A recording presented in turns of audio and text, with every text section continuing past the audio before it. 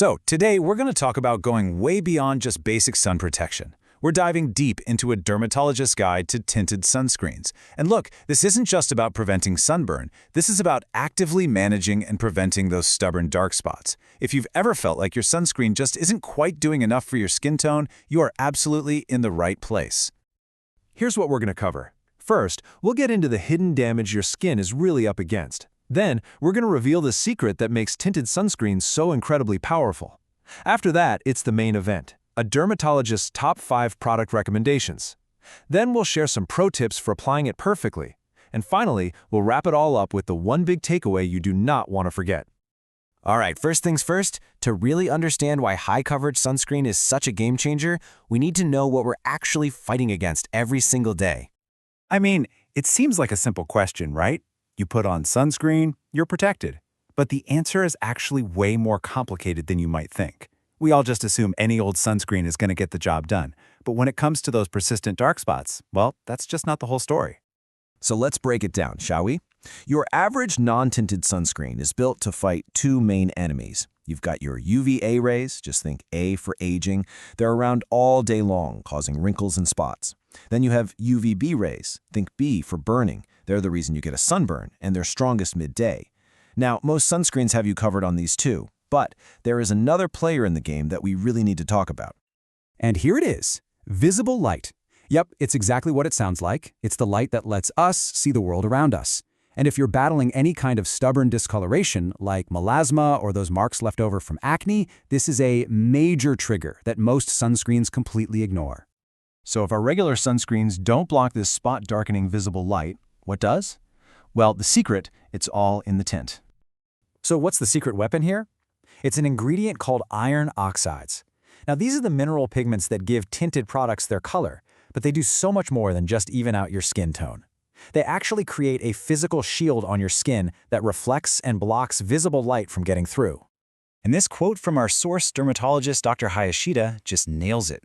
When a tinted sunscreen has enough coverage to physically hide your dark spots, it's not just makeup anymore. It's a functional barrier that is actively protecting those spots from the very light that's making them worse. All right, now for the part I know you've been waiting for, let's walk through Dr. Hayashida's 5 absolute favorite high-coverage tinted sunscreens. We're going to break down the texture, the finish, and who each one is best for so you can find your perfect match. First up is a true fan favorite, the Anthelios Ultra Cover from La Roche-Posay. If you've ever looked into sunscreens, you've probably heard of this one. It is hugely popular and for a really good reason. Okay, so it has an FPS of 60 and a really fluid texture, which makes it super easy to spread. It's fantastic for normal to mature skin because it gives this beautiful, glowy finish. Now, the insider tip here, if you have oily skin, you're definitely going to want to set this with a powder to keep that shine under control. Next up, we have the UV Pigment Control by Vichy. Now this one is a completely different experience, especially for anyone who thought that last one sounded a little too dewy. This also has an FPS of 60, but its texture is a gel cream. This formula is way better for combination to oily skin because it gives you a drier, kind of semi-matte finish.